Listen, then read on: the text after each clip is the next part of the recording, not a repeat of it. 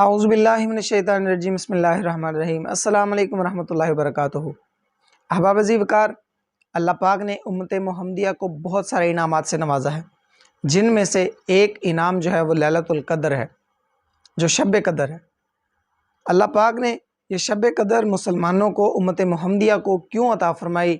اور اس کی وجہ کیا ہے؟ تفسیر کبیر میں لکھا ہے کہ ایک دفعہ حضرت جبریل امین علیہ السلام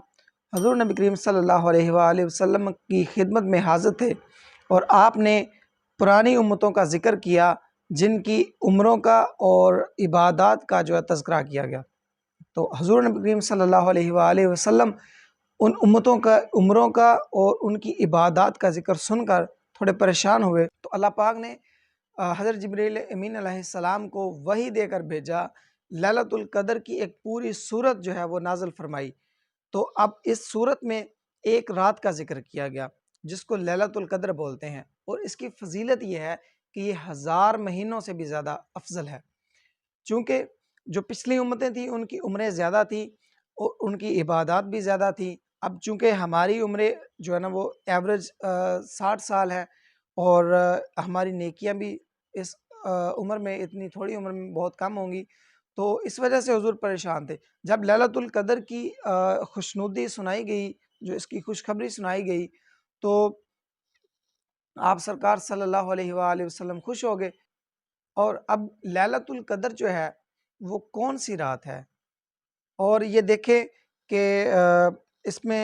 بہت سارے اختلافات بھی موجود ہیں، لیکن میں آپ کو ایک حدیث سناتا ہوں۔ حضرت عائشہ صدیقہ رضی اللہ تعالی عنہا،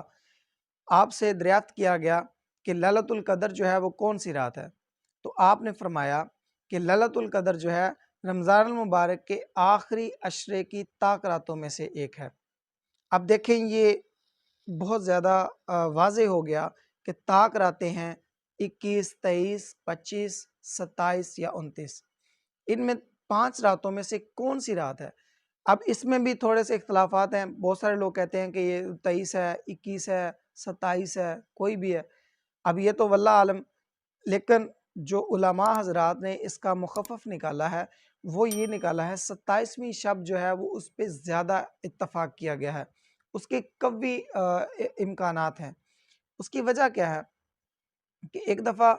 حضرت ابن عباس رضی اللہ تعالیٰ عنہ سے حضرت عمر فاروق رضی اللہ تعالیٰ عنہ نے دریافت کیا کہ آپ مجھے بتائیے کہ یہ فضیلت والی رات کون سی ہے، تو آپ نے فرمایا کہ یہ رات رمضان المبارک کے آخری 7 راتیں یا پہلی 7 راتیں۔ تو حضرت عمر فاروق رضی اللہ تعالیٰ عنہ تعجب کے ساتھ پوچھنے لگے کہ وہ کیسے؟ تو آپ نے فرمایا کہ آخری عشرے کی 7 راتیں، چاہے پہلے والی یا آخری 7 راتیں، چاہے آخر سے چاہے پہلے سے۔ تو پھر بھی سمجھ نہیں آئی، تو آپ نے پھر فرمایا کہ دیکھیں اگر آخری عشرے کی 7 راتیں پہلے والی سمجھ لیں تو 27ویں بنتی ہے، یا آخر سے پیچھے کی طرف آئیں تو یہ 23ویں رات بنتی ہے۔ تو پھر اس کی مزید وضاحت فرمائی گئی کہ اب دیکھیں اللہ پاک نے آسمان بنائے 7، زمینیں بنائیں 7، کعبہ کے چکر کتنے لگاتے ہیں 7، اور کنکریاں کتنی مارتے ہیں شیطان کو 7، اب دن کتنے ہیں وہ بھی 7۔ اچھا، اب اس کے علاوہ یہ جو 7 کا جو لفظ ہے نا، اس کی شب قدر کے ساتھ مماثلت پائی گئی ہے، اس کا تعلق پایا گیا ہے۔ وہ یہ ہے کہ اب 27ویں جو شب ہے وہ بھی 7 میں ہے، اور اگر 7 اوپر سے نیچے کریں تو یہ 23ویں شب بنتی ہے۔ تو اس طرح حضرت ابن عباس رضی اللہ تعالیٰ عنہ نے فرمایا کہ جو ہمارے پاس علم تھا اس کو تم نے پا لیا۔ اس کی ایک اور مثال ہے کہ ایک صحابی تھے، وہ نبی پاک صلی اللہ علیہ وسلم کی خدمت میں حاضر ہوئے اور کہنے لگے کہ یا رسول اللہ صلی اللہ علیہ وآلہ وسلم، میں دور دراز جنگلوں میں رہتا ہوں، مجھے نہیں پتہ چلتا کہ وہ کون سی رات ہے، تو آپ مجھے فرما دیجئے کہ میں کس رات کو جو ہے شب قدر سمجھوں۔ تو آپ نے فرمایا کہ آپ 23 کو آ جایا کرو۔ اس کے ساتھ ساتھ 27ویں جو شب ہے، اس کی اور بھی علماء حضرات نے اس کو زیادہ قوی قرار دیا گیا ہے علماء کی نظر میں۔ اس کی وجہ یہ ہے کہ لیلۃ القدر جو ہے وہ لفظ جو ہے وہ 9 الفاظ پر مشتمل ہے، اور یہ لیلۃ القدر لفظ 3 دفعہ جو ہے نا آیا ہے۔ اب 3 کو ملٹیپلائی کریں 7 سے، 7 کو 3 سے 9 کو ملٹیپلائی کریں 3 سے تو 27 بنتا ہے۔ اس طرح یہ 27ویں شب جو ہے، اور ایک اور طریقے سے دیکھا جاتا ہے کہ جو لیلۃ القدر صورت ہے، اِنَّا أَنزَلْنَاهُ فِي لَيْلَةِ الْقَدْرِ، اس کے 30 حروف ہیں، 30۔ اب 30 میں جو لفظ ہیا ہے نا، جو کہ ہیا حتی مطلع الفجر، اب جو ہیا لفظ ہے جس کی وجہ سے لیلۃ القدر کو پوائنٹ آؤٹ کیا گیا ہے،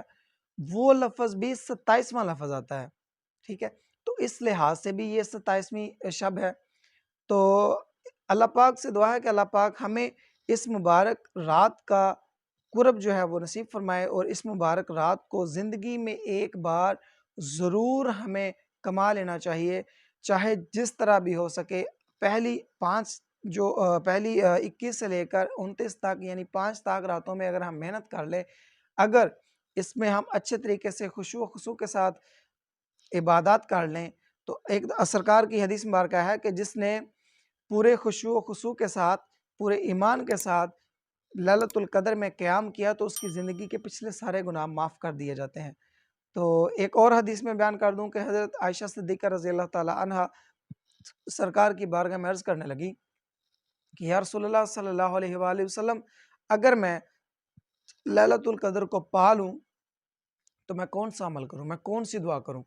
تو آپ نے فرمایا کہ اگر آپ لیلۃ القدر کو پا لو تو یہ دعا کرو، اللہم انکا عفو تحب العفو فاعف عنا۔ اس کا مفہوم و ترجمہ یہ ہے کہ اے اللہ، تو معاف کرنے والا ہے اور معاف کرنے کو پسند فرماتا ہے، پس مجھے معاف فرما۔ تو اللہ پاک سے دعا ہے کہ اللہ پاک ہمیں لیلۃ القدر جو ہے وہ زندگی میں ایک بار ضرور نصیب فرمائے، اور اس مبارک رات کے صدقے ہماری زندگی کے تمام صغیرہ کبیرہ گناہوں کو معاف فرمائے، اور آئندہ ہر قسم کے گناہ سے بچنے کی توفیق عطا فرمائے۔ آمین بجاہ النبی الامین۔